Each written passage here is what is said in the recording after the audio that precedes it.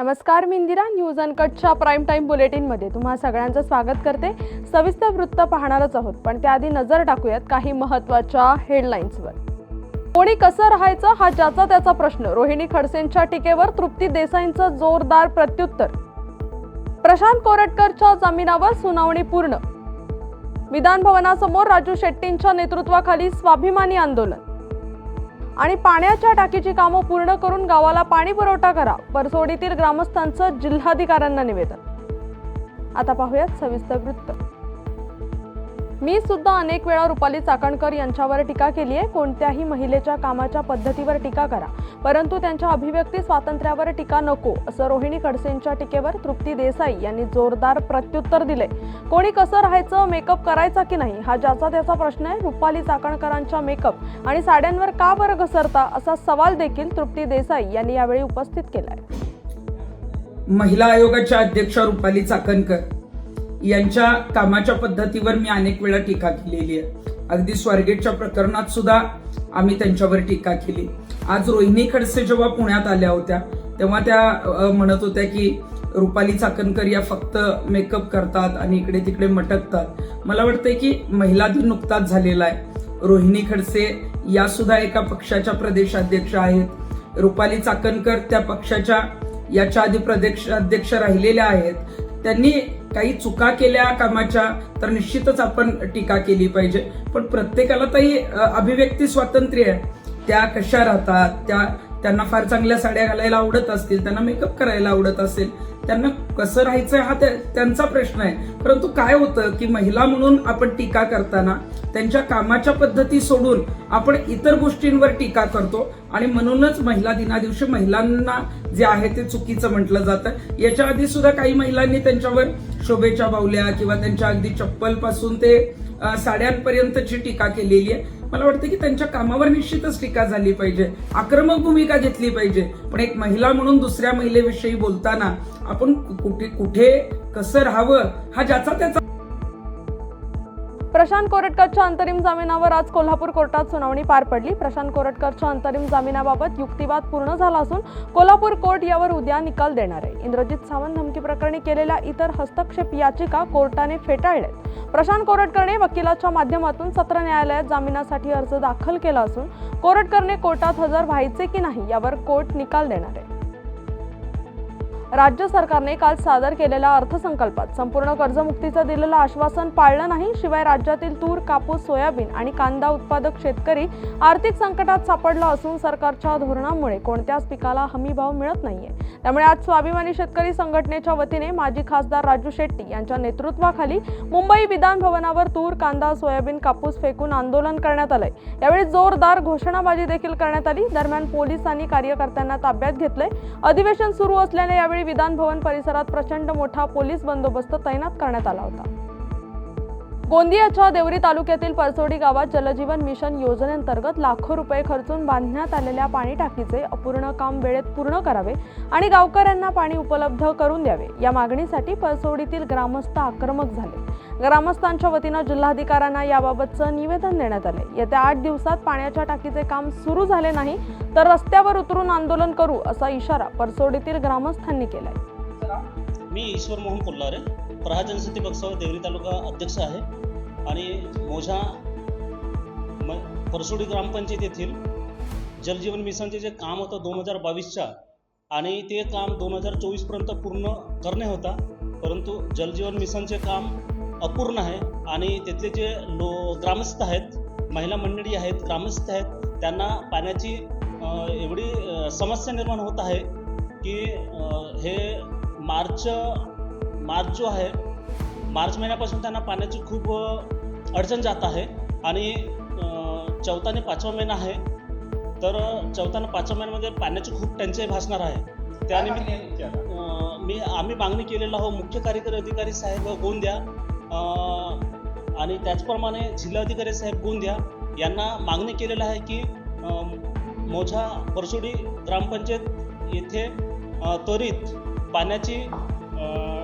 पाण्याची जी समस्या आहे ते समस्या लवकरात लवकर समस्या सोडवण्याचे प्रयत्न करावे आणि त्याचप्रमाणे गोंदिया जिल्ह्यातील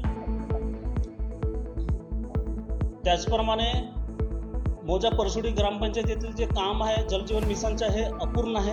ते काम त्वरित लवकरात लवकर सुरू करण्यात यावी आणि परसुडीच्याच नव्हे तर अख्खा गोंदिया जिल्ह्यातील हा जलजीवन मिशनच्या समस्या आहे. तर प्रत्येक ग्रामपंचायतमध्ये जलजीवनचे काम लवकरात लवकर सुरू करण्यात यावी.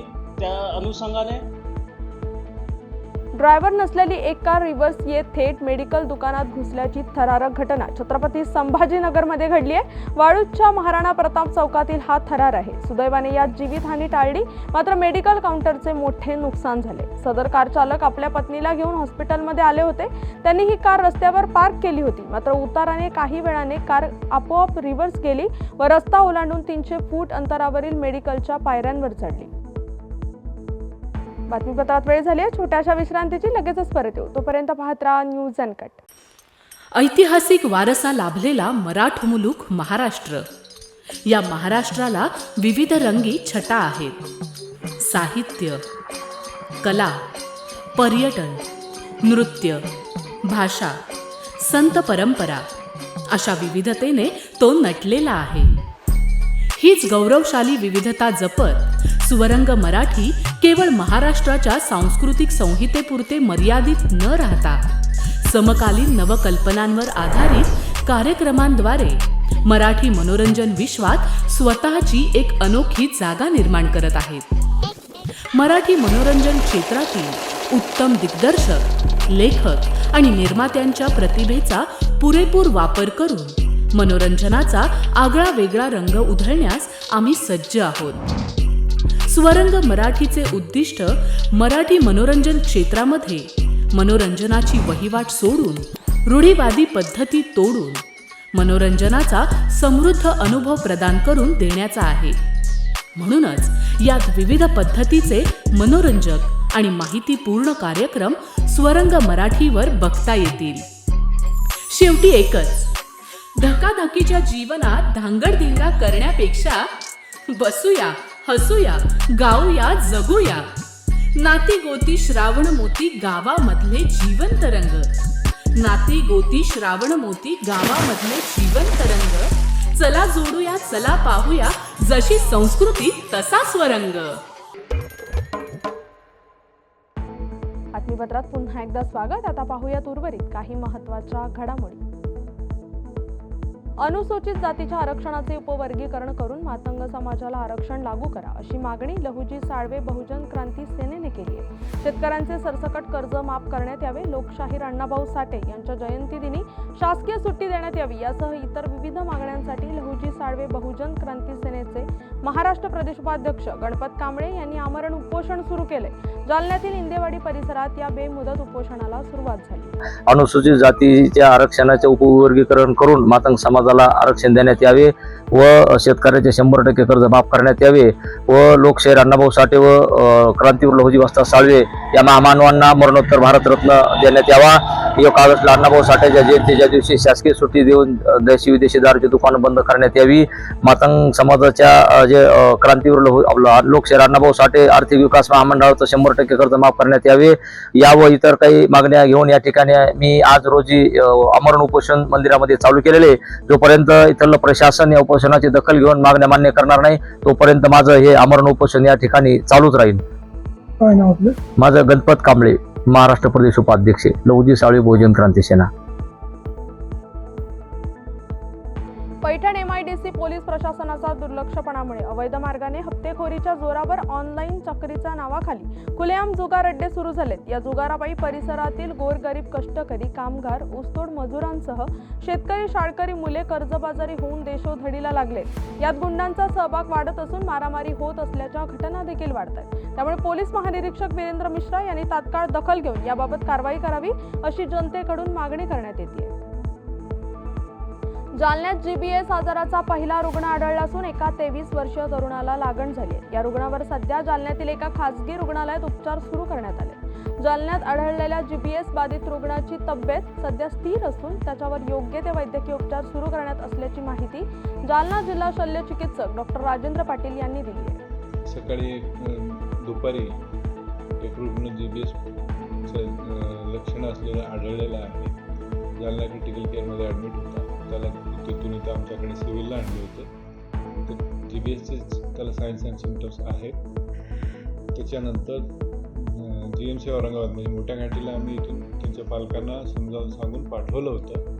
तर त्यांनी तिथं ॲडमिट न करता MGM आणि मेडिकवरला गेले. त्याच्यानंतर परत ते जालना क्रिटिकल केअरला आलेले आहेत असं समजलं सकाळी. तिथल्या डॉक्टरांनी मला फोन करून सांगितलं की सर तो पेशंट आलेला आहे आणि उपचार चालू केले. रुग्णाचं वय 23 ते 24 वर्षाचा मुलगा आहे. सध्याला तरी त्याची परिस्थिती तब्येत चांगली आहे, पण त्याचं कुठवर जाऊन थांबतं असेंडिंग ऑर्डरमध्ये त्याची GBSची. बीड जिल्ह्यातील भाजपचे आमदार सुरेश धस यांचा कार्यकर्ता सतीश उर्फ खोक्या भोसलेवर बीडच्या शिरूर पोलीस ठाण्यात 2 गंभीर गुन्हे दाखल झालेत. तो 4 दिवसांपासून फरार आहे. त्याच्या शोधासाठी शिरूरसह स्थानिक गुन्हे शाखेची पथके कामाला लागली. खोक्या उर्फ सतीश भोसले यांनी बुलढाणा जिल्ह्यातील एका व्यक्तीला अर्धनग्न करून बॅटने बेदम मारहाण केली होती. आता खोक्या भोसलेची गाडी रायमोहा येथून जप्त केली. याचा पुढील तपास पोलीस करतात. अमरावतीच्या गौण खनिज विभागाच्या वतीने मासोद येथे करण्यात आलेल्या कारवाईनंतर अवैध पद्धतीने खदानीत उत्खनन सुरू असल्याचं आढळून आलं. दुर्गा स्टोन क्रेशर यांच्या खदानीचा कालावधी संपुष्टात येऊनही उत्खनन सुरू असल्याने जिल्हाधिकारी यांच्या आदेशानुसार कारवाई करण्यात आली आहे. यात 1 पोकलँड, 2 ट्रक आणि 1000 ब्रास गिट्टीचा स्टॉक जप्त करण्यात आलाय. तसेच दंडात्मक कारवाई करण्याचे निर्देशही देण्यात आले.